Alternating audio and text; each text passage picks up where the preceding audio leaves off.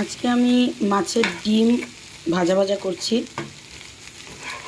আমার বড় ছেলে মাছের ডিমটা খুব এভাবে খেতে খুব পছন্দ করে।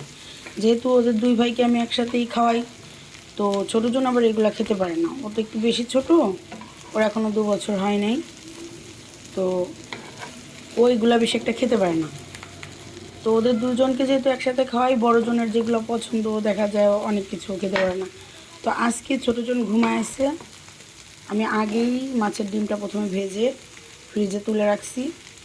এখন মরিচ পেঁয়াজ দিয়ে হালকা মশলা করে তার মধ্যে ডিমটা দিয়ে এরকম ভুনা ভুনা করতেছি। এটা দিয়ে ভাত মাখিয়ে দিলে বা এমনি দিলেও আমার ছেলে প্রচণ্ড পছন্দ করে।